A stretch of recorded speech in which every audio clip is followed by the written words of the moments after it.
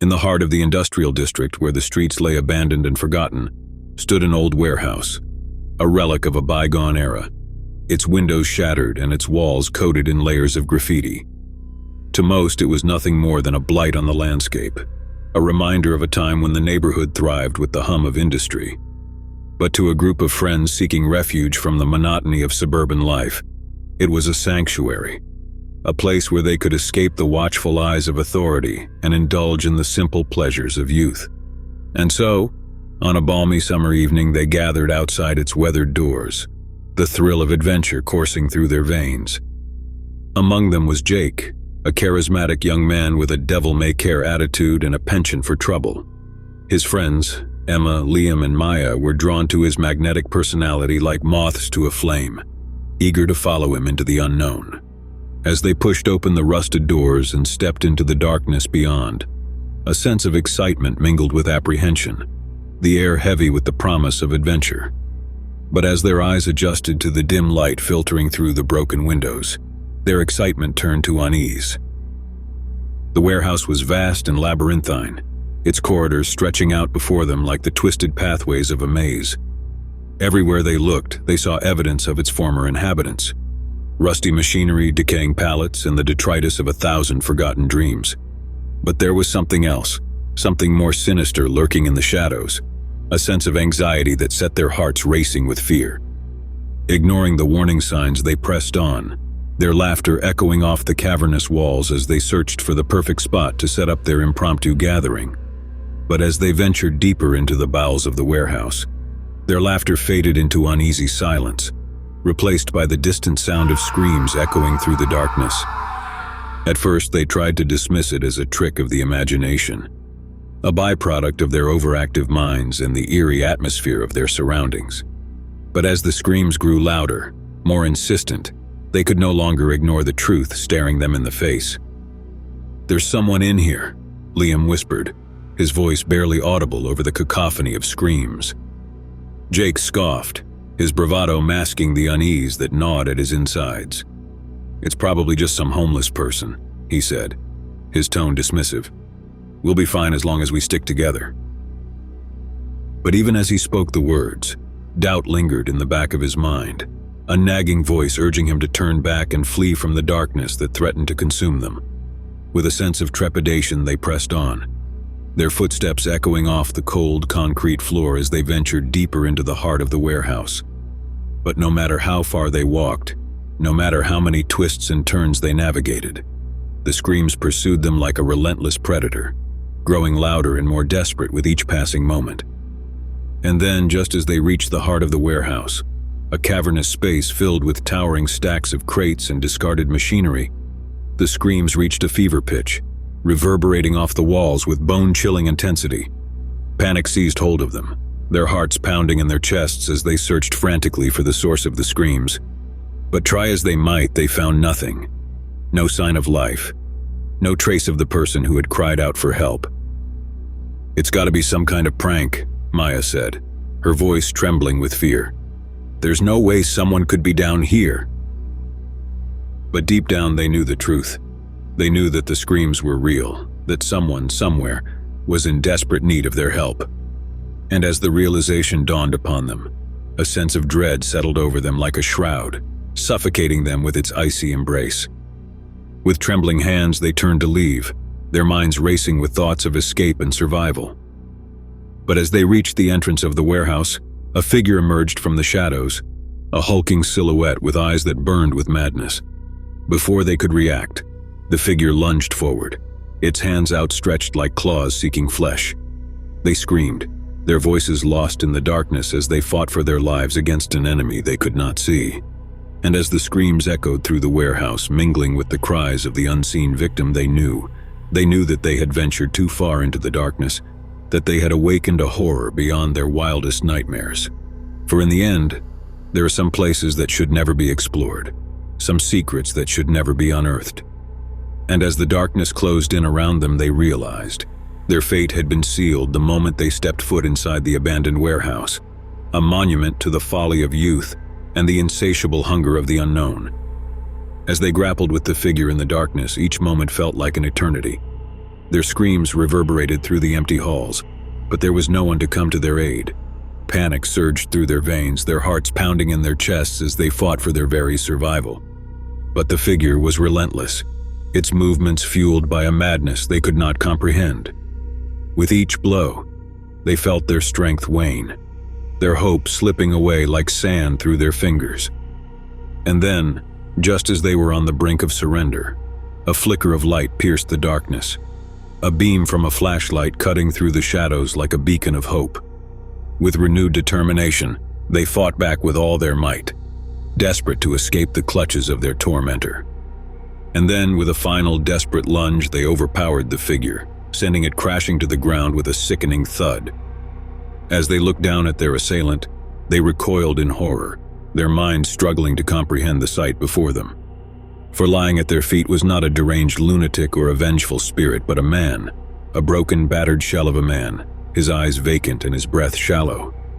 And as they looked into his hollow gaze, they realized the true horror of the night lay not in the darkness that surrounded them, but in the depths of the human psyche, where madness lurked like a dormant beast, waiting for the perfect moment to strike.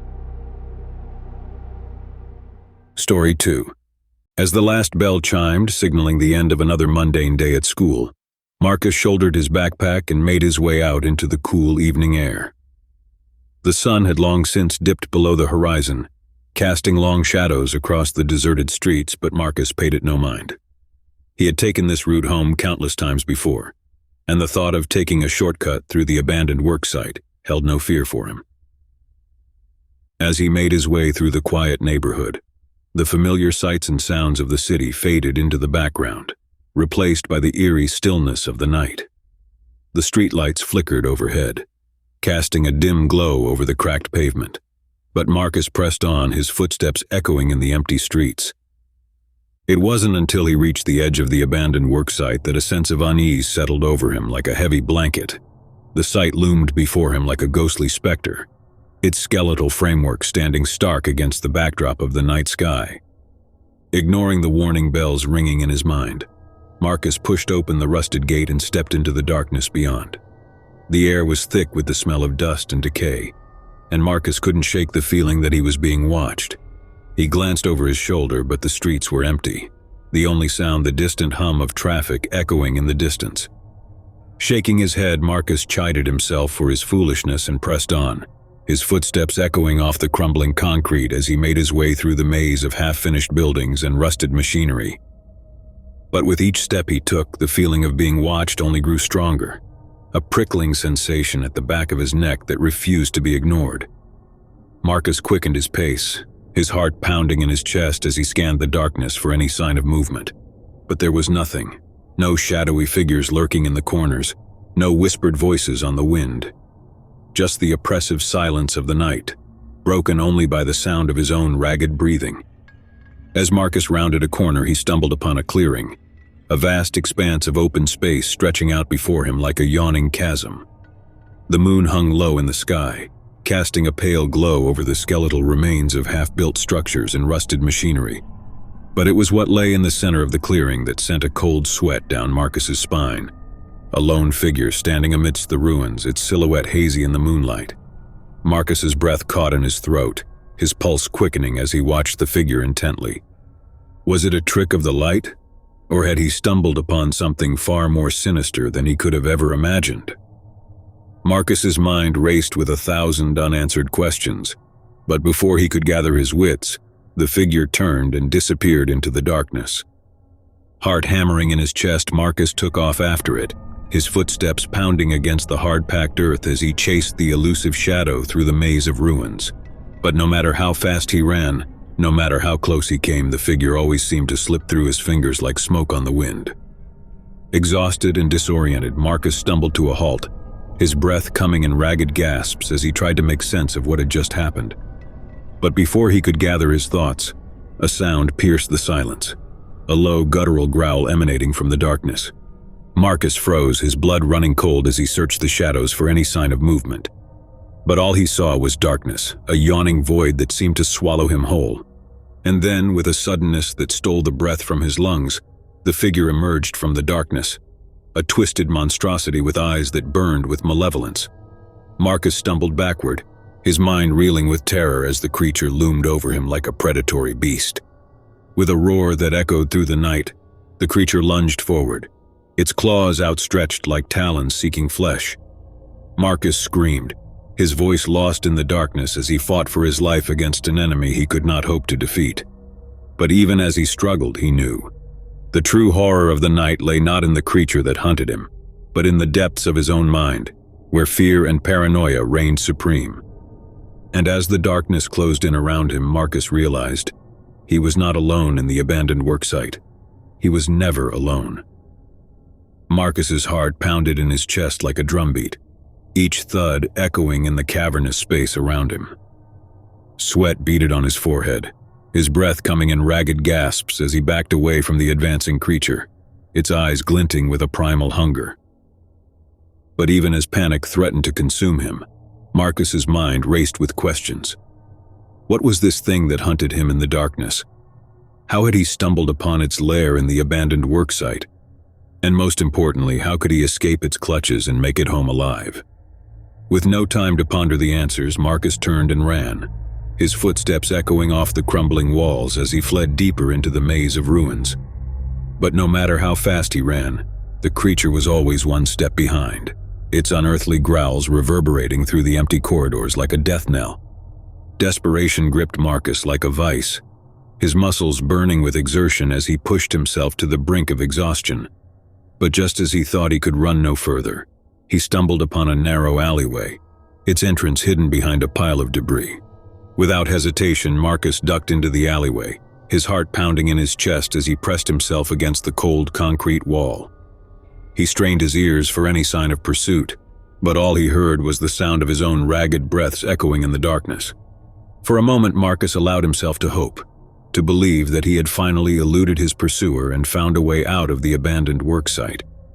But as he peered into the darkness ahead, his hopes were dashed by the sight of a dead end, a solid wall of concrete blocking his path. Panic surged through Marcus like a tidal wave, his breath catching in his throat as he realized he was trapped. With trembling hands, he felt along the wall, searching desperately for some hidden passage or secret door that would lead him to safety. But his efforts were in vain, and with each passing moment, the darkness seemed to close in around him like a suffocating shroud. Marcus's mind raced with 1,000 desperate thoughts, each one more frantic than the last as he struggled to find a way out of the nightmare that had become his reality. And then, just as he was on the brink of despair, Marcus's hand brushed against something, a small metal hatch set into the floor. With a surge of hope, he threw open the hatch and peered into the darkness below, his heart pounding in his chest as he prepared to make his escape. But as he descended into the depths of the underground tunnel, Marcus's hopes were quickly dashed by the realization that he had only traded one nightmare for another. The tunnel was narrow and claustrophobic, its walls coated in a thick layer of grime and decay. With each step he took, the air grew thicker and more oppressive, the darkness pressing in around him like a suffocating embrace. Marcus's heart raced with fear as he pressed forward, his footsteps echoing off the damp walls as he searched desperately for some sign of escape. But the tunnel seemed to stretch on for an eternity, its twists and turns leading him further and further into the depths of the earth. And just when Marcus thought he could go no further, he stumbled upon something, a faint glimmer of light flickering in the darkness ahead. With renewed determination, Marcus pressed on, his heart pounding in his chest as he followed the light deeper into the bowels of the earth. But as he rounded the final corner, his hopes were dashed by the sight that greeted him. A dead end with no way out in sight. Panic surged through Marcus like a tidal wave, his mind reeling with terror as he realized he was trapped, his only companions the suffocating darkness and the echoing whispers of his own despair. And then, just when Marcus thought all hope was lost, a voice broke through the silence. A faint whisper, barely audible over the sound of his own ragged breaths. "Help me," the voice pleaded, its words tinged with desperation. Marcus froze, his heart pounding in his chest as he strained to locate the source of the voice. But all he saw was darkness, a yawning void that seemed to stretch on for eternity. "Please," the voice whispered again, closer this time. "I'm trapped. Help me." With a surge of courage, Marcus followed the sound of the voice, his hands reaching out into the darkness as he searched for some sign of the person who had called out to him. And then, just as he was on the brink of despair, his fingers brushed against something, a cold metal surface. With a sense of urgency, Marcus pushed against the surface, his muscles straining with effort as he forced it open. And as the hatch swung open, bathing the tunnel in blinding light, Marcus realized he had found his way out of the nightmare that had consumed him. But as he emerged from the tunnel into the cool night air, Marcus's relief was short-lived. For standing before him, bathed in the glow of the moonlight, was the creature shaped like a man that had hunted him in the darkness, a twisted monstrosity with eyes that burned with anger. With a roar that echoed through the night, the creature lunged forward, its claws outstretched like talons seeking flesh. Marcus screamed, his voice lost in the darkness as he fought for his life against an enemy he could not hope to defeat. And as Marcus drifted into unconsciousness, he knew that his soul would never again see the light of day. The only remains of Marcus were his voice recordings on his phone found by some of the workers the next day. Story 3. The old house sat atop a hill at the edge of town, its weather-beaten facade looming over the surrounding landscape like a silent sentinel. For years it had stood abandoned, its windows boarded up and its once grand architecture crumbling into decay. But to Jenna and David, it was a diamond in the rough, a chance to start anew in a place untouched by the hustle and bustle of city life. As they stood before the imposing structure hand in hand, Jenna couldn't help but feel a sense of excitement coursing through her veins. This was their chance to finally have a home of their own, a place where they could build a future together. But as they stepped inside the dilapidated house, their excitement gave way to apprehension. The air was thick with dust and decay, and the walls seemed to whisper secrets of a bygone era. Ignoring the nagging voice of doubt in the back of her mind, Jenna forced a smile and turned to David. "It needs some work, but I think we can make it our own," she said, her voice tinged with optimism. David nodded, his brow furrowed with concern as he surveyed their new surroundings. "It's definitely going to be a project," he agreed, his voice tinged with uncertainty. But despite their reservations, Jenna and David set to work with a renewed sense of purpose, determined to turn the old house into a home. They spent hours painting walls, ripping up old carpet, and repairing leaky pipes, their laughter echoing through the empty halls as they worked side by side. But as the days turned into weeks, strange things began to happen. Jenna would hear footsteps echoing through the empty house when she knew she was alone, and David swore he saw shadows moving in the corners of his vision. At first, they chalked it up to their imaginations, the product of spending too much time in a house that had been abandoned for years. But as the strange occurrences grew more frequent and more unsettling, they couldn't shake the feeling that they were not alone in their new home. One night, as Jenna lay awake in bed listening to the sound of David's soft snores beside her, she heard it, the unmistakable sound of footsteps echoing through the empty house. Her heart pounding in her chest, she sat up in bed and strained her ears, trying to locate the source of the noise. But no matter how hard she listened, the footsteps seemed to be coming from everywhere and nowhere at once, their rhythm steady and relentless. With a sense of unease gnawing at her stomach, Jenna climbed out of bed and made her way down the hallway, her footsteps muffled by the threadbare carpet beneath her feet. As she reached the top of the staircase, the footsteps grew louder, echoing up from the darkness below. Steeling her nerves, Jenna descended the stairs, her hand trailing along the worn banister as she made her way into the dimly lit foyer. The air was thick with the musty smell of neglect, and Jenna couldn't shake the feeling that she was being watched. With a sense of dread creeping over her, Jenna made her way into the kitchen, her heart pounding in her chest as she searched for any sign of intruders. But the room was empty, the only sound the steady ticking of the clock on the wall. Just as Jenna was about to give up and return to bed, she heard it again, the sound of footsteps, this time coming from the basement. Her blood running cold, Jenna made her way to the basement door, her hand trembling as she reached for the doorknob. With a deep breath, Jenna pushed open the door and descended into the darkness below, her heart pounding in her chest as she braced herself for what she might find. As she reached the bottom of the stairs, Jenna froze in horror. A figure stood in the far corner of the basement, shrouded in darkness. Her breath caught in her throat as she watched, paralyzed with fear, as the figure stepped forward into the dim light. It was a man, a haggard figure with wild eyes and unkempt hair, his clothes tattered and stained with grime. His gaze bore into Jenna with an intensity that sent a shiver down her spine, and she knew in that moment that she was not safe. With a surge of panic, Jenna turned to flee, but before she could make it to the stairs, the man lunged forward, his arms outstretched as he reached for her with claw-like fingers.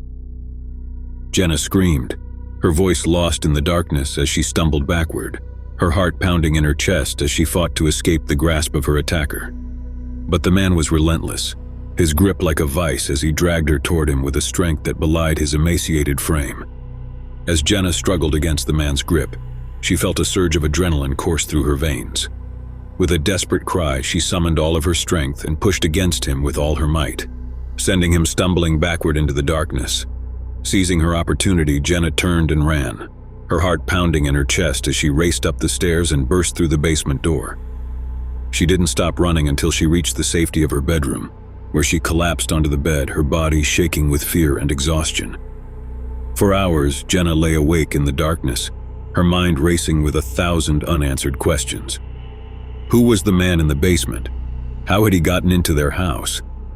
And most importantly, how could they get rid of him before he came back for her again? But as the first light of dawn began to filter through the curtains, Jenna knew. One thing was certain. Their new home was not the haven they had hoped for. It was a prison, a trap from which there was no escape. And as she lay in bed, her heart heavy with fear, Jenna realized the true horror of their new home had only just begun. Weeks passed since Jenna's terrifying encounter with the man in the basement. Despite their best efforts to forget, the incident loomed over them like a dark cloud, casting a shadow of fear and uncertainty over their once hopeful dreams of a new home. David spent countless hours researching the history of the house, hoping to uncover some clue as to who the mysterious intruder might be. But the more he searched, the more he realized how little they truly knew about their new home. Meanwhile, Jenna couldn't shake the feeling of being watched, of being hunted by unseen eyes that followed her every move. She would wake up in the middle of the night, drenched in sweat, her heart pounding in her chest as she searched the darkness for any sign of the intruder. But no matter how hard they tried to convince themselves that it was all just their imagination, they couldn't shake the feeling that something was terribly wrong. One evening, as Jenna and David sat down to dinner in the dimly lit kitchen, they heard it. The sound of footsteps echoing through the empty house once again. Jenna's heart skipped a beat as she glanced nervously at David, her eyes wide with fear. "We need to do something," she whispered, her voice trembling with uncertainty. David nodded, his jaw clenched with determination as he pushed himself away from the table and made his way to the basement door. With a deep breath, he pushed it open and descended into the darkness below, Jenna trailing behind him with a sense of dread. As they reached the bottom of the stairs, they froze in horror. The man from before stood before them, his eyes burning with a malevolence that made their blood turn cold. But this time, he was not alone. Behind him, in the shadows of the basement, stood a group of others, men and women, their faces twisted into grotesque masks of hunger and desperation. They swayed back and forth, their movements jerky and unnatural as they advanced toward Jenna and David with outstretched arms. With a cry of terror, Jenna and David turned to flee, but before they could make it to the stairs, the group descended upon them like a pack of starving wolves. They clawed and scratched, their nails leaving bloody trails across Jenna and David's skin as they fought desperately for their lives. But it was no use. The group overwhelmed them, dragging them down into the darkness below with a strength that defied explanation. And as the screams echoed through the basement, mingling with the sound of bones snapping and flesh tearing, Jenna and David knew. One thing was certain. Their dream home had become a nightmare, a prison from which there was no escape.